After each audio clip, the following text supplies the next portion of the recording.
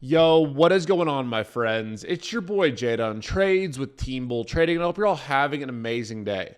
We are live and back in action with part 4 of our Trading from Step 1 series, our free beginner trading course. Now, I always recommend anyone new watching this that you go back and you watch the first 3 episodes. After you watch this episode, I have them all organized. They're all in a playlist called The Ultimate Guide to Learn How to Trade. So make sure you are utilizing that, you're watching them in order, because if you are a beginner, it's not going to make sense starting with 4 or 5 or 6 as we keep this going every single Saturday. And adding to that, every single Saturday morning I add to this series. My number one goal with this whole course is to give you guys free and organized education that you don't have to pay thousands of dollars for. I got you, and I know as a beginner, it's hard to go around and piece separate videos together.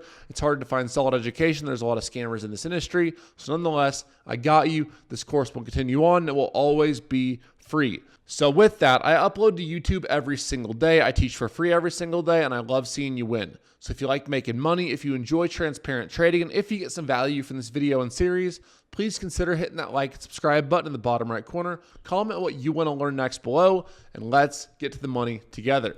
So today's agenda is going to be all about indicators, how to use them, what types of indicators are there, how do I use them, and everything in between. Now, with indicators, I think they have a very interesting rep in the trading place, because a lot of traders say, oh, come buy my course that has my secret 3 indicators that will make you rich. And it's such crap. It is such a load of horse. I don't curse on this, but horse poop, right? So we're going to go over an overview of indicators, tips to learning and using them, leading indicators, spelling, my bad, pros and cons, lagging indicators, exponential moving averages, EMAs, simple moving averages, SMAs versus EMA crossovers, VWAP, my personal favorite, key takeaways, convergence and divergence, and then the relative strength index, overbought and oversold, and some examples. So, indicators. A technical indicator is defined as a heuristic or pattern-based signal produced by the price, volume, and/or open interest of a security or contract used by traders who follow technical analysis. Indicators can help us alert, predict, and confirm price action or trends. Now, there are 2 main types of indicators that we trade with in the stock market. The first is going to be overlays. These are technical indicators that use the same scale as prices on a securities chart. Examples include moving averages and Bollinger Bands. This just means that these indicators are on your chart with your price bars, okay? Now, the second one is oscillators. Oscillators are technical indicators oscillating between a local minimum and maximum and are plotted above or below a price chart. Examples include MACD and RSI. Now, these are below your price chart, and I'll show you more examples of these later, but those are the 2 main differences between oscillators and overlays. Now, indicators can be a great tool to help predict where a security will go or be used as another confirmation tool, which is so key to say because they are not telling us where it's going to go, right? They predict, they give us ideas, they help confirm. They don't tell us, oh, buy here, sell here. There's not one indicator in the world that can tell you buy here, sell here every time and make you rich. It's just, it's a fallacy, right? It's someone trying to sell you something that's not true. So we're going to go over the truth of indicators today. Now, time frame. Indicators can be used in any given time frame as a trader or investor. It's up to you to find what best fits your strategy and what has the best track record and what works. Now, not all indicators work 100% of the time. Regardless of what your guru has said, they just don't and are used to predict for a reason. Predictions don't always come true, and it's very important to keep that in mind when learning these.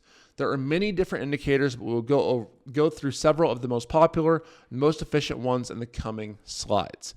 I like to think of indicators like change. 4 quarters over 100 pennies. It's best to have a few solid indicators that work and that you understand well, compared to many that you aren't using to their full potential, that are giving you false signals, that are just giving you anxiety in your trading. We don't want that anymore. Those days are done after this course. So my take on indicators. What is Jdun's take on indicators? This may be one of the most important slides of them all. I want you guys to know right now, if you're learning from me, you're going to learn the right way to trade and the right principles to build your foundation. Your foundation is not trading on indicators. Why? Because they are technical. They lie. Your edge is not indicators. Your system is not indicators. Now, that being said, I use indicators. A lot of great traders use them, but they're very minimal. We trade on price action. We trade on what price is telling us. We use indicators to indicate, right? To give us confirmation, to give us more conviction in a trade, more confidence in a trade, to give us ideas on where a stock might be going. We don't use them as your edge. So from now on, Indicators are not going to be, oh, I'm waiting for the VWAP to fire. I'm waiting for the MACD to fire. I'm waiting for RSI. No, we use that as reference. Okay, you're going to use indicators as reference to help support your trading, but your main part of your trading, what's going to take you to the next level from retail to trading with the big money, is price action. And of course, we're going to go over all that. I go over it every single day on my YouTube. I teach that as part of my whole trading strategy. I show you all my trades. But price action is what leads the way. Indicators just help us to get confidence in our trades, to get conviction, and to give us, that second or third or fourth layer of confirmation. It's so big, it's so underestimated, and so many people don't talk about that. They want to sell you these crap indicators, say there's some secret formula to them.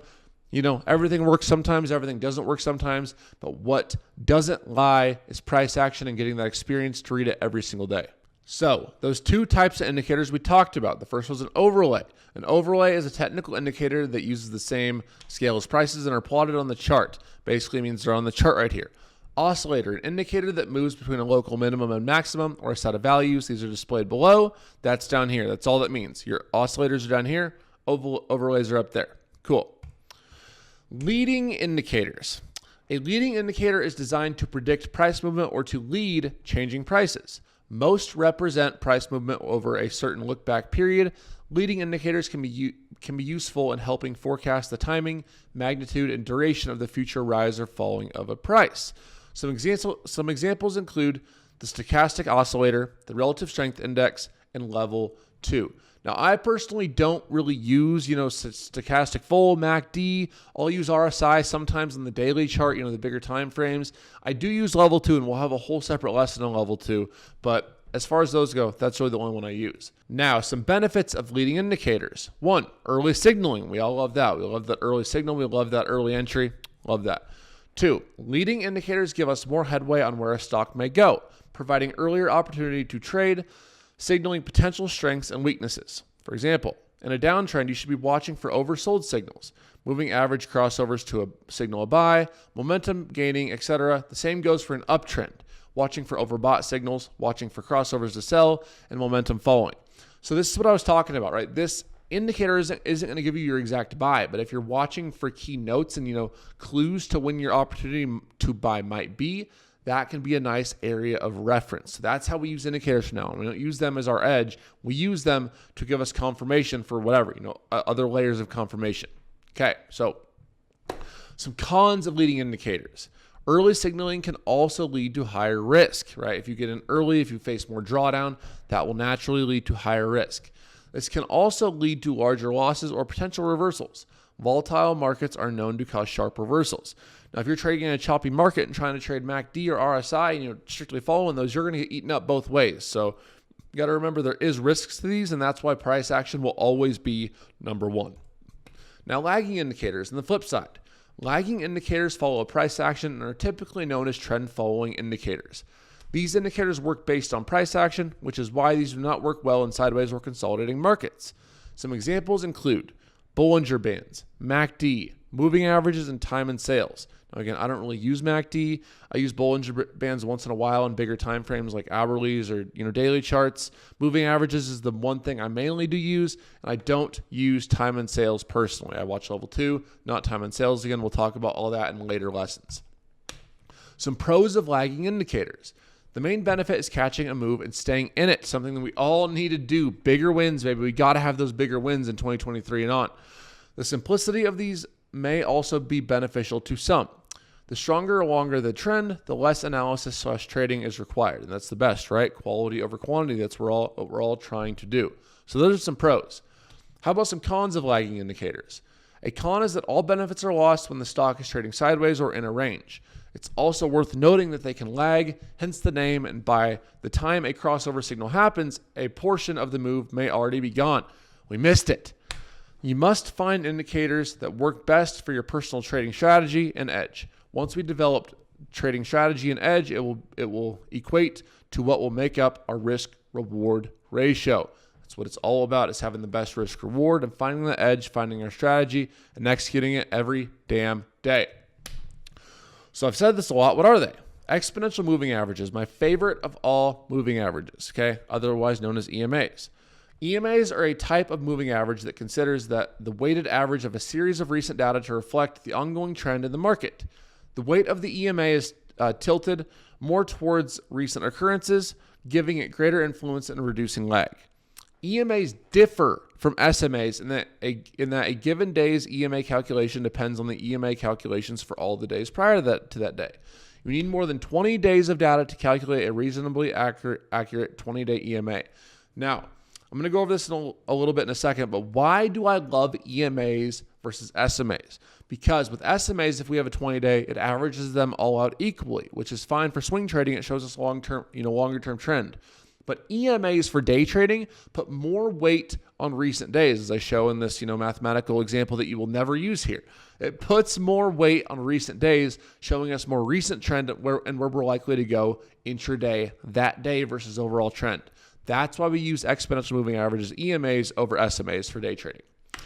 Now, some EMAs that I use the 8, 9, and 21 day EMA on the 5 and 15 minute chart. Now, more recently, I actually only use like the 8 or 9. I really don't use the 21 day EMA anymore. But when I'm using these, I only use them only on the 5 minute and the 15 minute chart to day trade. That is it. They are useless for me and most other traders on bigger time frames. I use the 20-day EMA on the hourly. A lot of times when we gap up or gap down, I'll find nice bounce levels of support on that 20-day EMA on the hourly chart. That's the only time I use it is on the hourly. And then on the weekly and daily charts, I use the 50, the 100, and the 200-day EMA and SMA on bigger time frames. These are naturally big macro levels. They're usually pretty respected on the bigger time frames. So make sure you guys are watching these for trends. Sometimes you'll see bigger area bounces on the daily charts for swing trades at these big levels on the daily chart. So these are the only ones I really use as far as EMAs in the game. Now, EMA crossovers. You see a lot of traders talking about EMAs and SMA crossovers. How do you use them? Well, let me just tell you one thing. That's not your edge. Your edge is not crossovers. So if you see a trader saying that, run far.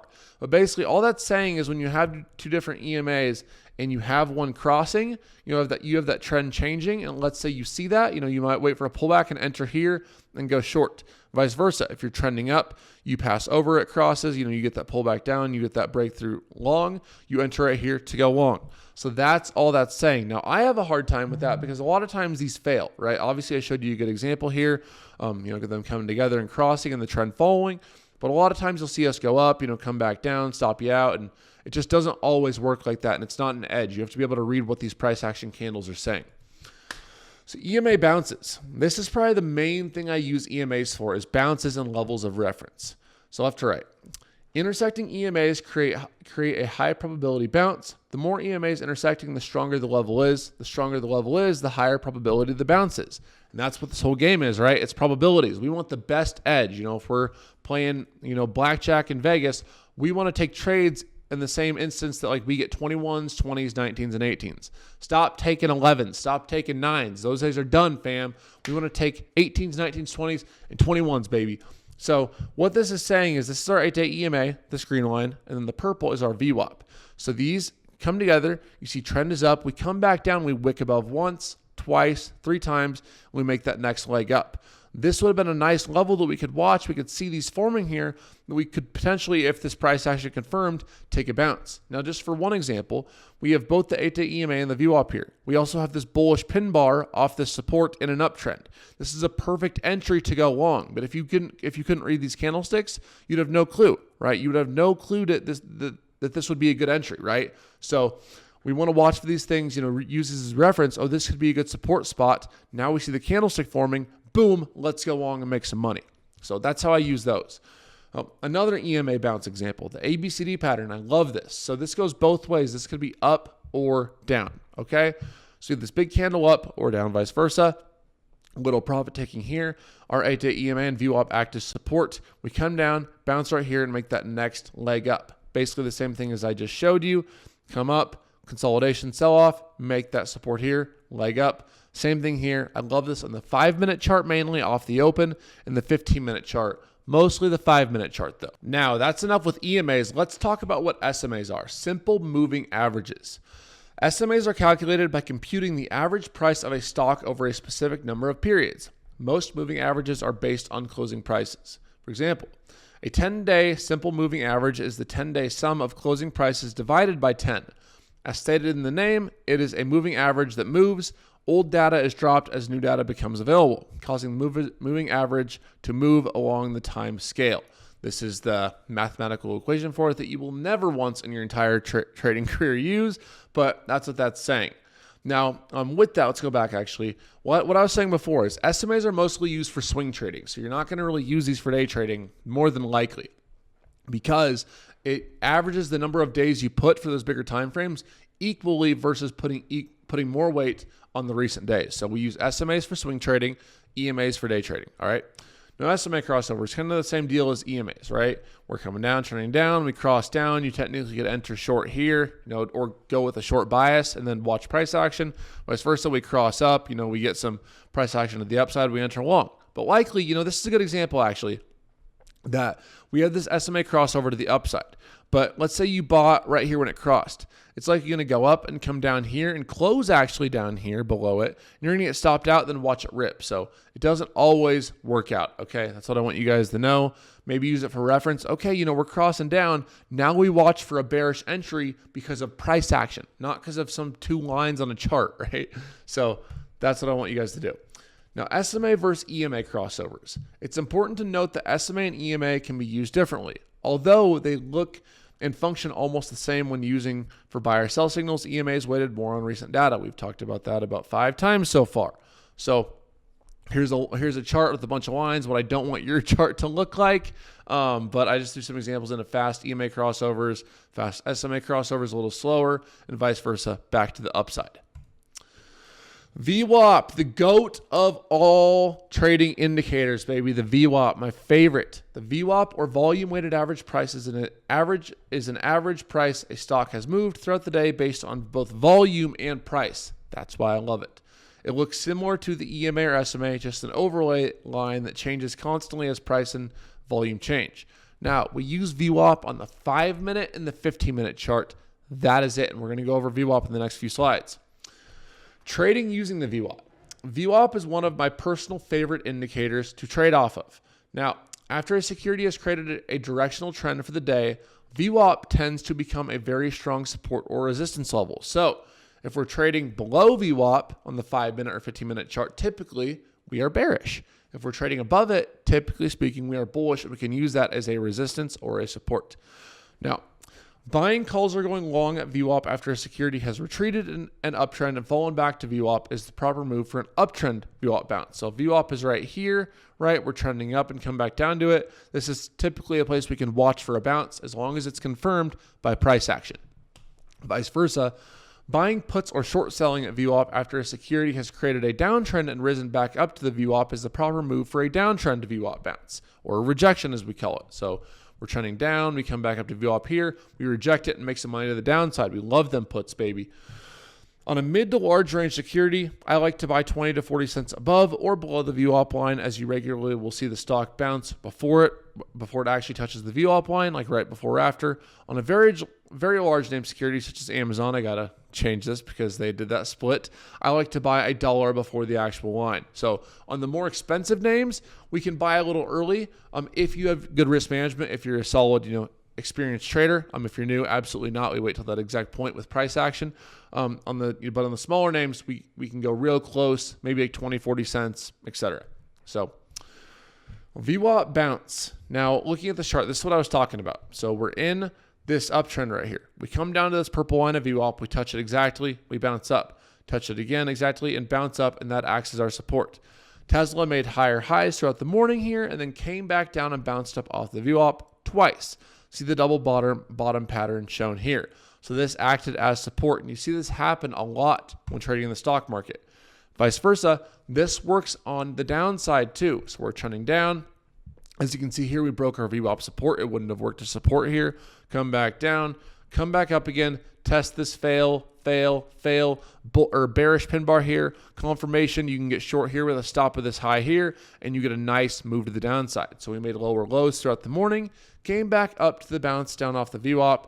Notice how it didn't bounce exactly off the VWAP. That's okay. And also an important reminder that stop losses are crucial. There's a little leeway on these bounce trades, but you want to set up a stop just in case the bounce fails or the reject fails. Now, with all the great things that VWAP gives us, there can also be false signals. What I've talked about before, there will always be false signals and indicators. And if you don't know risk management, if you don't know how to trade, it's going to be very hard for you long-term to trade and make money with any type of indicators. So as you can see, we made lower lows throughout the morning, then came up for a bounce off the VWAP. However, this bounce failed and is a good example that not every signal is meant to be taken blindly. Things that work a lot of the time can also fail, and they can fail very badly. Now, I want to go over a price action lesson here real quick. Why would I have not taken this VWAP bounce or rejection? It's the same thing. I'm talking about the same thing when we're going up and rejecting back down. Why would we not have taken this rejection right here off this particular line? Well, let's talk about it. We look at the trend. We made higher low, higher low, higher low in this reversal right here. We also broke this trend line that would be right here to the upside. So we're showing all these signs of a reversal to the upside. So we don't want to take that when we're switching a whole trend. This is going with the trend. The trend is your friend. So, just for future reference, if you see that big reversal on, 5-minute, 15-minute time frame, multiple higher lows, break of trend, this is no longer valid, fam. We'd honestly at this point watch for the break of this, watch the retest back down, and then go long for a scalp up there. Now, using moving averages to trade.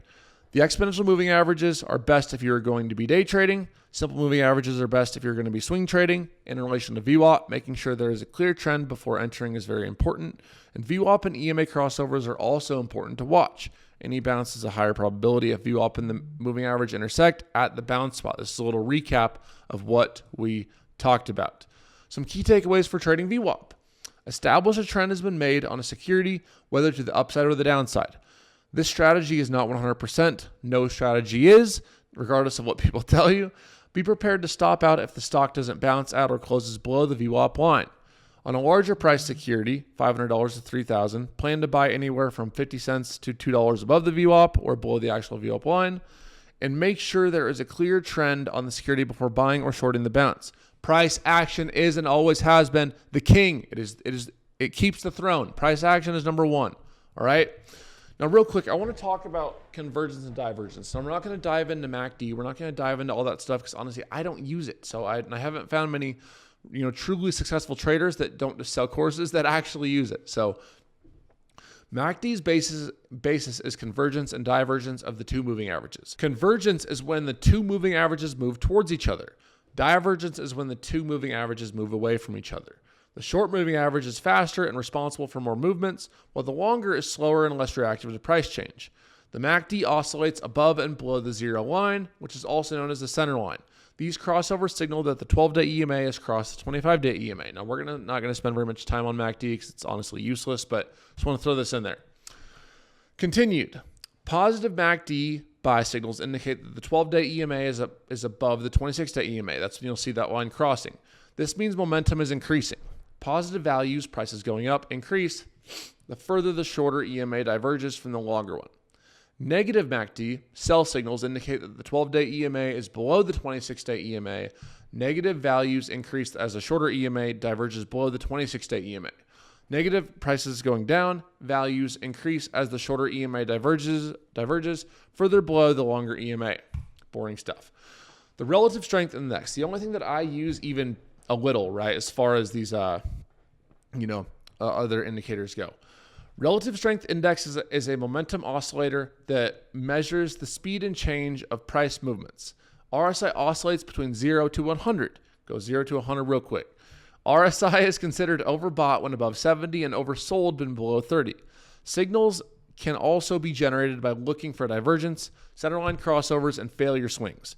RSI can also be used for identifying trends. RSI is one of the most popular momentum indicators and something you hear a lot. So basically what this is saying is down here around 30, we'll go over what I think for settings is the best in just a second.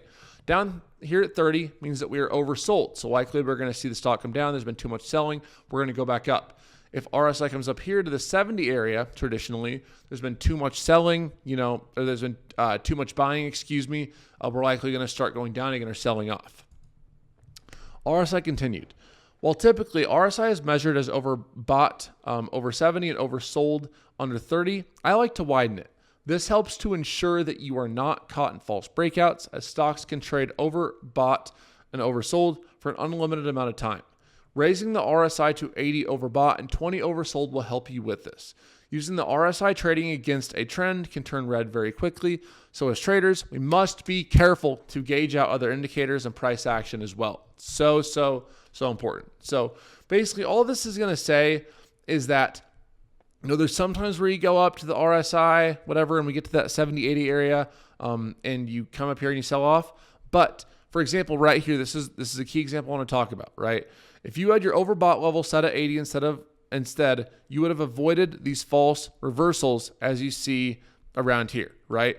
So they're marked with red arrows, entry with overbought value at 80 marked with yellow arrows. All right, so one thing I want to show too is that RSI reached almost 90 right here. Okay, it reached almost 90. So when we came up and touched this area right here, there is no reason, right? There is no like saying that we have to start selling off as soon as we even get this much oversold, right? So we come up, we can stay going higher forever. We can stay overbought for weeks, months, years. So don't take this as a short signal because we're up here. You don't want to short that trend. So if we're showing clear signs of reversal, then you can listen to this. But otherwise, no go. No bueno, my friends. We don't do that. On the flip side, RSI oversold. In this example with the yellow arrows, you would still have stopped out, but it shows how much of a difference almost $20 moving RSI oversold and overbought values can make. So you come down here, oversold with then reversal, oversold then reversal, right? Still kind of failed it here. Go, and if we would have had our RSI lower down here, right? Like it would have saved us from some big turmoil all the way here down to all the way here, right? That's a big potential avoided loss right in that area. So that's how that works too. RSI divergences. A bullish RSI divergence occurs when the stock makes a lower low and the RSI forms a higher low. RSI does not confirm the lower low, and this shows the strengthening of uptrending momentum. A bearish RSI divergence, the RSI records lower lows, and the stock forms higher lows. RSI does not confirm the higher lows, and this shows a weakening of uptrending momentum. RSI bearish divergence. So you can see here we're making lower lows on our RSI oscillator, but we're making higher lows on our price action. This shows that momentum might be slowing, and we're going to, we want to trend towards that oversold area and go lower, and we get that kind of signal that we're going to go lower before, but again, price action first. On the flip side, RSI bullish divergence. Price is making lower lows, RSI is starting to make higher lows. Could show, that, even with like this reversal candlestick right here and with this, that we might be getting ready to make a reversal, which as you see here with this, we did. We just did just that. We confirmed price action. We got that idea from here and made a nice reversal to the upside. Now, with all of that, that's what I found most important about indicators. That's the truth of indicators. Now I want to go to the charts for just a few minutes, show you some things, and get you on the right path. Let's get it. All right, so I just wanted to come on here real quick and kind of break down and show you some real-time examples of how these indicators work, VWAP, 8-day EMA and stuff, and show you some things to avoid. So when I'm looking at yesterday's price action on NVIDIA, you can see here our green line is our 8-day EMA and our purple is our VWAP, right? It's the 15-minute chart, excuse me. Let's go to the 5-minute chart to start. So we go here, 5-minute chart. As you can see, right, obviously relatively weak on the morning. We gap down. We come quick pop up, and the rest of the morning we use our VWAP as below, right? We come up, test it here, fail, test it here, fail. And you also at this point could have seen, we go up on these big candles up, they're going up on less volume. Reversal candle here, potential short entry here with a stop above highs. This works out beautifully.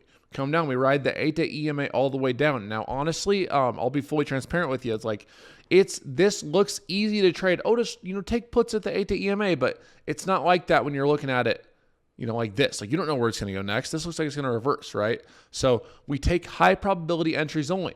This would be something that I would have liked to take. We're coming down all day. We get a little pop up, right? Not a lot of higher lows, but just a little pop up here. We have this reversal candlestick right at the VWAP right here, and then we make another move down for another like $3, $4 move down. This would have been a beautiful puts entry, something that could have paid, good amount of money with the right contracts and, something solid. End of the day, this isn't something I would take. We go up and test it again after the slow uptrend up. I wouldn't try to take this entry, though if you did, you would have probably broken even, with a stop right around here. So we see that. Now there's also days where we come, we're kind of sort of trying to uptrend here. We fail it, we fail it, we fail it. We come up, we fail it again. This is not a time when I'd be trading VWAP, bounces or rejections because we haven't decided a trend, right? So we finally get this move up. We get one little bounce here. Now, when we break down this could have been something you watched because we broke this previous support, now turned resistance. We failed it. Now we end up being weak the rest of the day. So that's something to watch too. Let's also talk about here. Let's go to the previous day. Nothing here as well. We're weak. We come up. We break through this. We come back down. We basically are on a seesaw back and forth through VWAP. So that's the situation you want to avoid and you don't want to get caught in. Now, when we're doing this, I like to typically check the 5-minute and the 15-minute chart. VWAP will be at the same place on both of these. And it's important to note, on choppy days like we saw on Friday, I personally made an awesome trade. I caught this rejection up here for a nice move down. But you can tell that we were choppy. Why? Because we literally just, back and forth all day up and down through our key levels, through our indicators, and there was no clear direction this whole day. It went from key level down here, key level up here, but there was no just straight trend, higher lows, lower highs, all that. There was no key trend back and forth. So that's what I want you guys to remember. I want you guys to watch these carefully, follow a trend, follow candlesticks. We'll be talking about that a lot in the next coming weeks and months together, or until we conclude this course. It will always be on here for free. And I love seeing y'all win. So make sure if you guys haven't already, tap in. I trade live every day in our Discord. I teach for free every day here on YouTube. Hit that subscribe button, tap in. Team Bull forever. Let's get rich together. Have an amazing day, week, month, year. God bless. Peace.